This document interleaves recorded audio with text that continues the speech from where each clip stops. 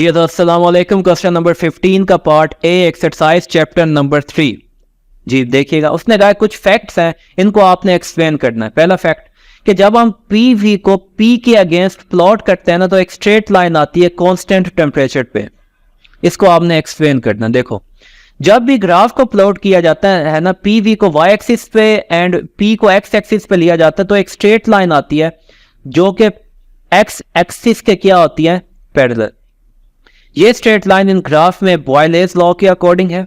बॉयलेज law हमें बताता था कि pressure, product of pressure and volume at constant temperature and fix number of moles पे कांस्टेंट। डिटेल में बॉयलेज लॉ में समझा चुका हूँ, ये ग्राफ भी समझाया था, ये मुकम्मल। जी तो ये ग्राफ आपके पास ऑब्टेन हुआ था, पी वी को लिया था वाई एक्सिस पे, पी को लिया था एक्स एक्सिस पे। ये सब ग्राफ समझा चुका हूँ। जब इसी एक्सरसाइज को बैक पे जाओ तो क्वेश्चन ऑलमोस्ट कोई 4 था या 5 था, उसमें ये मैंने डिटेल में समझाया था आपको कि ये बॉयलेज लॉ के अकॉर्डिंग ही ग्राफ आपके पास बन के आया कि हमेशा P V is equal to P V, product of pressure and value की, प्रेशर एंड वॉल्यूम की वैल्यू हमेशा कांस्टेंट ही आती है। और चाहे कोई भी प्रेशर ले लो, कोई भी, क्योंकि प्रेशर चेंज होगा उसी हिसाब से वॉल्यूम चेंज होगा। क्योंकि बॉयलेज लॉ क्या बोलता है, पी इन्वर्सली रिलेट करता है वी के साथ, या इसको यूं लिख लो, प्रेशर चेंज होगा उतनी ही आपके पास वॉल्यूम चेंज हो जाएगा। जब प्रेशर चेंज वॉल्यूम चेंज उतनी ही क्वांटिटी के साथ, तो इनका प्रोडक्ट भी हमेशा क्या आएगा, कांस्टेंट ही आएगा। ये आपने चीज लिखनी है, ये ग्राफ बना लेना है। नेक्स्ट पे आ जाओ, 315 के पार्ट बी में आ जाओ। उसने बोला है कि जब आप क्या करते हो, ग्राफ बनाते हैं, जैसे इसके पार्ट ए में उसने बोला था यहाँ पे पी वी लिया था इज इक्वल टू के इज इक्वल टू था प्रेशर, यहाँ पे था एटीएम में। उसने कहा था प्रेशर जितना मर्जी करते जाओ, बढ़ाते जाओ, उतने ही हिसाब से या उतनी ही क्वांटिटी के साथ वॉल्यूम उसका कम होगा। जब उतनी ही क्वांटिटी के साथ उसका वॉल्यूम कम होगा, तो हमेशा इन दोनों का प्रोडक्ट क्या आएगा आपके पास, कांस्टेंट आएगा। जैसे मैं एग्जांपल दूं, प्रेशर आपने अप्लाई किया 2 atm, तो वॉल्यूम उसका कम हो जाएगा, हाफ डीएम क्यूब हो जाएगा। तो दोनों का जब प्रोडक्ट लो 2 मल्टीप्लाई बाय 1/2, तो आपके पास आंसर 1 ही आएगा। मतलब जितना प्रेशर आपने इंक्रीज किया उतना ही वॉल्यूम उसका हाफ हो जाएगा। तो एक कांस्टेंट क्वांटिटी में आपके पास एक लाइन यहाँ पे अपीयर हुई थी, यहाँ पे एक कांस्टेंट लाइन लास्ट पिछले इसके पार्ट ए में देख लीजिएगा। अच्छा, अब उसने कहा है कि ये वाली लाइन, ये जो आपके पास स्ट्रेट लाइन ऑब्टेन हुई, ये प्रेशर एक्सिस से मजीद अवे चली जाती है। हाई प्रेशर पे ये लाइन मजीद अवे चली जाती है। वो इसलिए क्योंकि जब प्रेशर आप इंक्रीज करते हो, या उसने बोला ये प्रेशर एक्सिस से इतने फासले पे क्यों है लाइन, वो इसलिए क्योंकि जब आप प्रेशर इंक्रीज करते हो तो उससे जाओगे, जैसे जैसे प्रेशर इंक्रीज करते जाओगे, वॉल्यूम की भी एक लिमिट होती है ना कम होने की। अब आपने इतना ज्यादा प्रेशर अप्लाई कर दिया है कि वॉल्यूम, अब गैस का बचा ही इतना, मॉलिक्यूल्स को मूव करने के लिए स्पेसेस बची ही इतनी है। अब मजीद अप्लाई कर दोगे, वो गैस रहेगी नहीं, वो आपके पास एट्रैक्टिव फोर्सेस इतनी डेवलप हो जाएंगी, वो आपके पास कहाँ चले जाएंगे, लिक्विड में। तो गैस को गैस में ही रखना है, तो वॉल्यूम एक स्पेसिफिक प्रेशर के बाद इतना ज्यादा कम नहीं होता है। इस वजह से हम क्या करते हैं, वो ये लाइन भी आपको यही बताती है कि जितना प्रेशर जितना ज्यादा इंक्रीज कर दो, एक वक्त ऐसा आता है कि मजीद आपके पास प्रेशर इंक्रीज करने से वॉल्यूम कम नहीं होता है। वो अगर तो आपने उस गैस को गैस फॉर्म में ही रखना है, तो प्रेशर एक लिमिट तक ही आप इंक्रीज कर सकते हो। अगर ज्यादा प्रेशर इंक्रीज करते हो तो क्या होना स्टार्ट हो जाएगा, आपके पास वो गैस के मॉलिक्यूल्स के दरमियान अट्रैक्टिव फोर्सेस डेवलप होने की वजह से वो लिक्विड में जाना स्टार्ट हो जाएंगी। तो ग्राफ आपको यही शो करता है, इस वजह से इतना ज्यादा डिस्टेंस आता है इसमें। नेक्स्ट पे आ जाओ, क्वेश्चन 15 के पार्ट सी पे। इसने वाला जो आपके पास एक कांस्टेंट था एक्सक्लूडेड वॉल्यूम वाला बी वाला, वो 4 टाइम्स होता है the molar volume of a gas. Gas का जो मोलर वॉल्यूम होता है ना, वीएम, ये जो बी होता है ना, ये इसके 4 टाइम्स होता है। मतलब कि B is equal to 4 VM होता है। वो कहते हैं इसको प्रूफ करो, इसका क्या मतलब जी, प्रूफ करते हैं। देखो, अगर तो हम रेडियस मान लेते हैं ना किसी भी मॉलिक्यूल का, रेडियस मानते हैं हम किसी भी मॉलिक्यूल का। एक मॉलिक्यूल है आपके पास, ये हमने इसको इनक्लोज किया हुआ एक कंटेनर में। हमने कहा है कि इस मॉलिक्यूल का जो डायमीटर है वो यहां से लेके यहां तक है, ये डायमीटर है। ये एक मॉलिक्यूल है, इसको मैं यहां पे बनाने लगा, ये एक मॉलिक्यूल है। इस मॉलिक्यूल का जो डायमीटर है ना, वो ये है, ये डायमीटर है। अब इस डायमीटर का हाफ कर दो, वो क्या कहलाएगा आपके पास, रेडियस। मतलब कि यहां से लेके यहां तक ये आपके पास हो जाएगा रेडियस। तो रेडियस आपके पास इज इक्वल टू आ जाएगा डायमीटर का हाफ d/2। सही है। अगर तो इस मॉलिक्यूल का डायमीटर, इस मॉलिक्यूल का रेडियस आपके पास क्या हो गया r, then volume of a molecule, उस मॉलिक्यूल का वॉल्यूम क्या हो जाएगा, हम जानते हैं वॉल्यूम उस क्योंकि मॉलिक्यूल आपके पास ऑलमोस्ट स्फेरिकल फॉर्म में होता है, तो उस मॉलिक्यूल जब कोई चीज स्फेरिकल फॉर्म में हो तो वॉल्यूम उसका फिक्स होता है, उसकी एक क्वांटिटी होती है 4/3 पाई आर का स्क्वायर। अच्छा, अब अगर दो मॉलिक्यूल्स ऐसे नजदीक आ जाएं, दो मॉलिक्यूल्स ऐसे नजदीक आ जाएं, अब क्या होगा, आपके पास रेडियस, इसका भी रेडियस कितना है आर, इसका भी रेडियस कितना हो जाएगा आर, तो दोनों का मिला के रेडियस कितना हो जाएगा आपके पास, ये बन जाएगा 2r।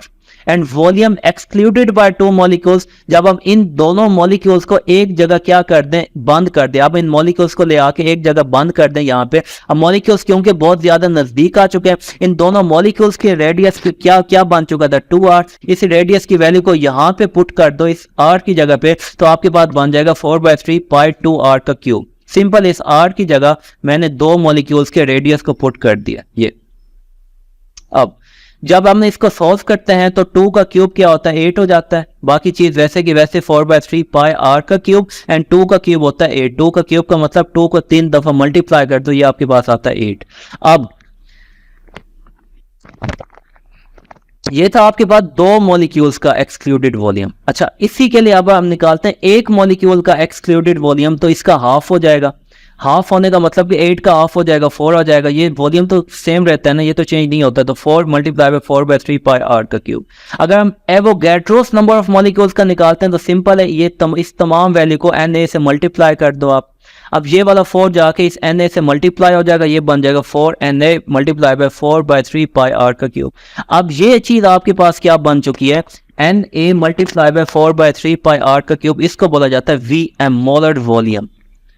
एंड इस मुकम्मल की जगह हम लिख सकते हैं Vm, एंड ये आपके पास इज इक्वल टू हो जाता है B is equal to 4Vm। ये हमने प्रूफ कर दिया। तो स्टार्ट हमने कहाँ से लिया था, हमने एक मॉलिक्यूल के वॉल्यूम से, डायमीटर से स्टार्ट लिया था, उसका रेडियस हमने कंसीडर किया था r। हम जानते हैं मॉलिक्यूल ऑलमोस्ट स्फेरिकल फॉर्म में होता है, कोई चीज स्फेरिकल फॉर्म में हो तो उसका वॉल्यूम फिक्स होता है, उसकी क्वांटिटी फिक्स होती है, जो हम लिखते हैं 4/3 पाई आर का क्यूब, ये उसका फॉर्मूला है, ये आपने याद करना है। अब क्योंकि जब हम उसका एक्सक्लूडेड वॉल्यूम लेते हैं, जब हम मॉलिक्यूल्स को ले आके एक जगह बंद करते हैं तो मॉलिक्यूल्स नजदीक होते हैं, तो एक मॉलिक्यूल का रेडियस कितना था 8, तो दो मॉलिक्यूल्स का कितना हो जाएगा 2r। इस रेडियस की जगह हमने सिंपल ये वैल्यू को पुट किया 2r, तो इसको हमने सॉल्व करते गए, ये दो मॉलिक्यूल्स का एक्सक्लूडेड वॉल्यूम, तो एक मॉलिक्यूल का निकाल लो तो आपके पास ये इसका हाफ हो जाएगा ये। अच्छा, उसके बाद एवोगैड्रोस नंबर ऑफ मॉलिक्यूल्स का निकालो, सिंपल इस क्वांटिटी को आपने मल्टीप्लाई कर दिया किस चीज के साथ, Na के साथ, तो ये आपके पास कुछ यूं बन के आ जाएगी। इस मुकम्मल को हमने नाम दे दिया मोलर वॉल्यूम के, एक मोल का वॉल्यूम है ये, और ये आपके पास कितने टाइम तो आ जाएगा 4Vm के। तो हमने इस चीज को प्रूफ कर दिया। समझ नहीं आई है तो इसको दोबारा से एक दफा रिपीट कीजिएगा, उम्मीद है समझ आ जाएगी। अब आ जाओ 15 के पार्ट सी पे, एक्सरसाइज चैप्टर नंबर 3। उसने कहा कि अमोनिया का जो प्रेशर है ना, गिवन कंडीशन पे, कंडीशन कौन कौन सी गिवन है 1 atm एंड रूम टेम्परेचर पे, वो लेस आता है as calculated by van der Waals equation then the calculated by general gas equation. कि जब हम जनरल गैस इक्वेशन लगाते हैं ना, जनरल गैस इक्वेशन आपके पास होती है PV is equal to nRT। इसके थ्रू जब हम वॉल्यूम कैलकुलेट करते हैं किस चीज का, अमोनिया का, तो इस P की वैल्यू कम आती है किसके निस्बत, जब हम इसकी इक्वेशन के थ्रू कैलकुलेट करते हैं प्रेशर को। इसके थ्रू प्रेशर कैसे कैलकुलेट होगा, इसके थ्रू जो इक्वेशन थी वो कुछ यूं थी, V minus NB is equal to nRT। अब इसके थ्रू जब हम ये प्रेशर कैलकुलेट करते हैं ना, इस प्रेशर की वैल्यू, इसके थ्रू जब प्रेशर कैलकुलेट करते हैं, इसकी वैल्यू ज्यादा आती है, इसकी वैल्यू कम आती है। इसको आपने प्रूफ करना है, तो हम प्रूफ करते हैं इसको, मैं सॉल्व करने लगा हूं, इसको देखिएगा एक दफा जी। तो अमोनिया एक पोलर गैस है। पोलर गैस का मतलब कि इसमें चार्जेस हैं, पोल का मतलब समझ लो चार्ज हो, जिस पे चार्ज हो वो पोलर गैस होती है, चार्जेस वालों को कहते हैं पोलर। अच्छा, 20 atm van der Waals equation आपको अप्लाई होती है हाई प्रेशर पे, सही है, हाई प्रेशर पे। तो हमने कहा है कि जब अमोनिया एक पोलर गैस है एंड 20 atm पे, जब हम 1 atm से बढ़ा के 20 atm पे लेके जाते हैं इसको, तो स्ट्रॉन्ग अट्रैक्टिव फोर्सेस डेवलप होना स्टार्ट हो जाती हैं। ये फोर्सेस नंबर ऑफ कोलिजन्स को डिक्रीज करती है उन मॉलिक्यूल्स के दरमियान, जिसकी वजह से जो ऑब्जर्व प्रेशर है वो आपके पास क्या हो जाता है, वो कम हो जाता है, जो हम कैलकुलेट करते हैं वैन डर वाल इक्वेशन के through. General gas equation ammonia को ट्रीट करती है as ideal gas. Ideal gas का मतलब जिसमें कोई फोर्स ऑफ अट्रैक्शन नहीं होगी। तो हम क्या करते हैं, फोर्सेस को उसमें नेग्लेक्ट कर देते हैं कि मॉलिक्यूल्स के दरमियान कोई फोर्स भी डेवलप नहीं होती है, तो जो कैलकुलेटेड प्रेशर है वो हाई होगा, क्योंकि फोर्स ऑफ अट्रैक्शन प्रेशर को डिक्रीज कर देती है। मैं समझा चुका हूं कि जब भी आपके पास प्रेशर होगा ना, तो मॉलिक्यूल्स क्या करते हैं, इनके दरमियान जो फोर्स ऑफ अट्रैक्शन डेवलप हो जाती है, तो जिस फोर्स के से जाके इस मॉलिक्यूल ने इस वॉल से स्ट्राइक करके फोर्स पर यूनिट एरिया लगा के जो आपके पास प्रेशर डेवलप करना था, वो उस फोर्स से जाके नहीं लगा पाता जब ये अट्रैक्टिव फोर्सेज इनके दरमियान डेवलप होना स्टार्ट हो जाती हैं, जिसकी वजह से उतनी ताकत से जाके वो प्रेशर नहीं लगा पाता है। तो आपके पास जाहिर सी बात है प्रेशर की वैल्यू कम आ जाएगी, जो कि वैन डर वाल इक्वेशन ने साबित किया था।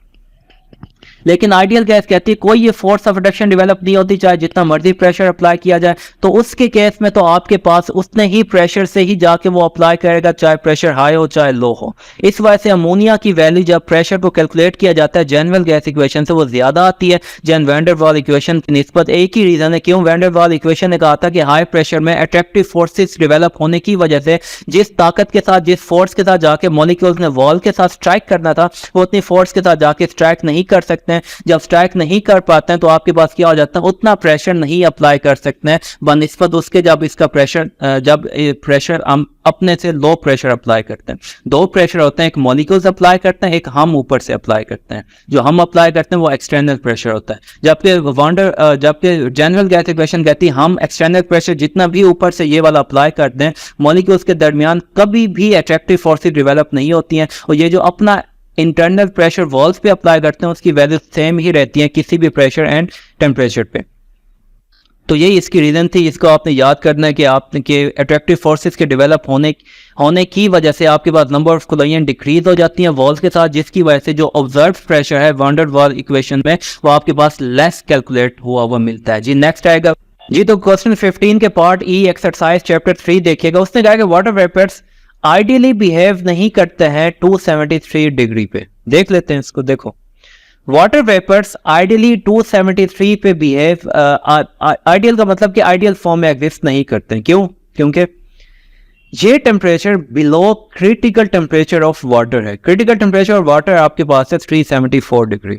वो टेम्परेचर, क्रिटिकल टेम्परेचर कॉन्सेप्ट मुकम्मल में दे चुका हूं पीछे क्वेश्चंस में, ये होता क्या है। एक दफा जाके पिछले क्वेश्चंस अच्छे से रिपीट कीजिएगा। I think so question number 14 था या 13 था, जिसमें क्रिटिकल टेम्परेचर का कॉन्सेप्ट था।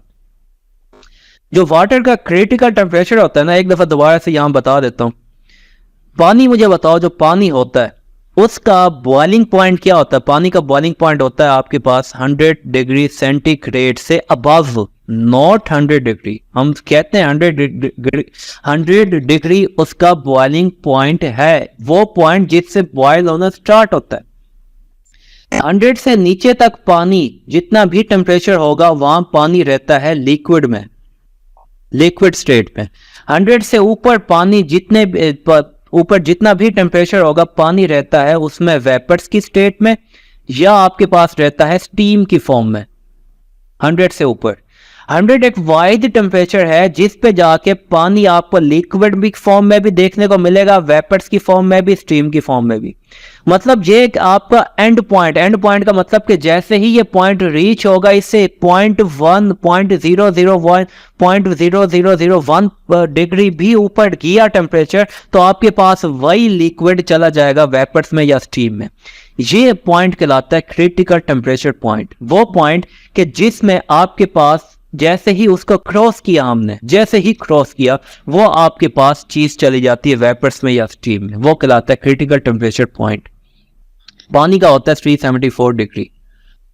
अच्छा, जब हम प्रेशर अप्लाई करते हैं ना पानी पे, वाटर वेपर्स पे, ये इस वक्त पानी है वेपर्स की फॉर्म में, वेपर्स की फॉर्म में। वेपर्स का मतलब है कि 100 से ऊपर ही है, सही हो गया। अच्छा, 100 से ऊपर ही है।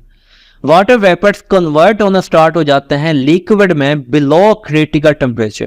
क्रिटिकल टेम्परेचर इसका कितना है? 374। 100 की बजाय अब मैं इसका लिखने लगा हूं 374। ये एक्चुअल में इसका होता है क्रिटिकल टेम्परेचर जो देखा गया है, वो मैंने समझाने के लिए आपको बोला था। ये इसका एक्चुअल जो क्रिटिकल टेम्परेचर पानी का है ना, वो कितना होता है? 374। क्रिटिकल टेम्परेचर पानी का मतलब है 374 तक आपके पास जो पानी है ना, 374 तक 374 से ऊपर पानी 374 एंड 374 से ऊपर पानी रहता है किस फॉर्म में आपके पास, वेपर्स की फॉर्म में।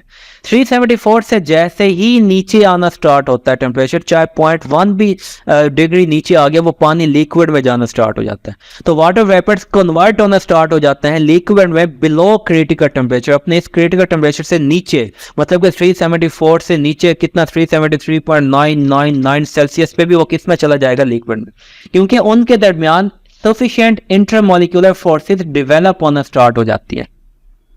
बात पिक हो गई। इसी वजह से जब आपके पास सफिशिएंट इंटरमोलिकुलर फोर्सेस जब डेवलप हो जाती हैं, वो चीज़ आइडियल नहीं रहती है, वो चीज़ नॉन आइडियल बन जाती है। तो वाटर वेपर्स आइडियली बिहेव नहीं करते हैं 273 पे, क्योंकि इसका क्रिटिकल टेम्परेचर ही 374 है।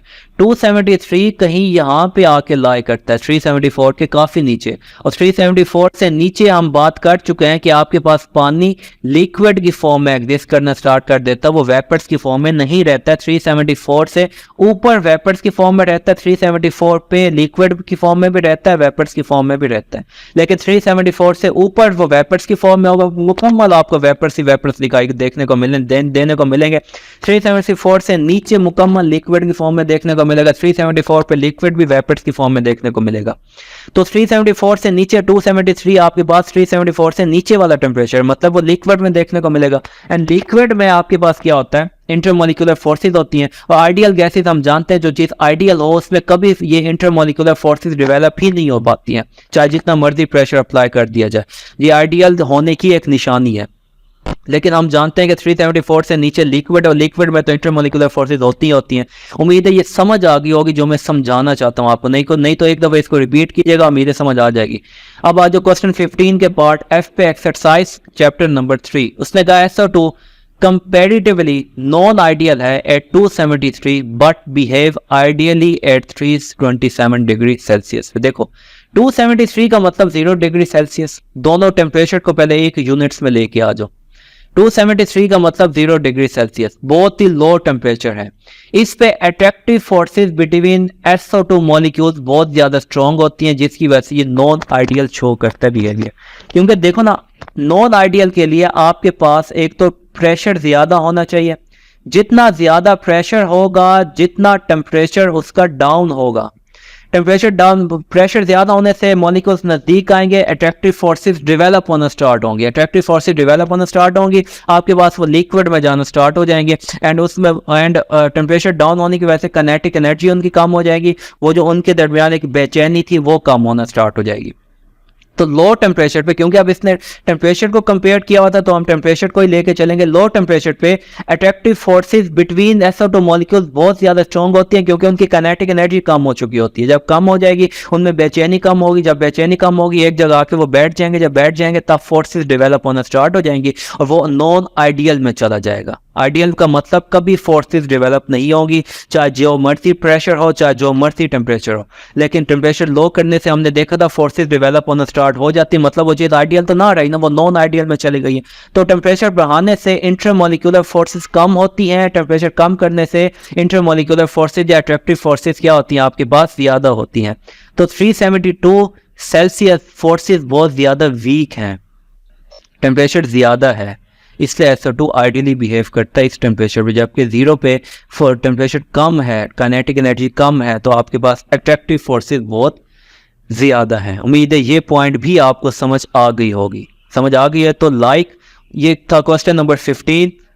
कुछ ना कुछ या बहुत कुछ आपको सीखने को मिला होगा। ऐसे ही बिल्कुल आपने लिख के आना, हेडिंग वर्क दे के और जो है ना हाईलाइट करके लिखना। समझ आया तो लाइक, कमेंट, शेयर, सब्सक्राइब कर दीजिएगा। Thank you very much. अल्लाह हाफिज़।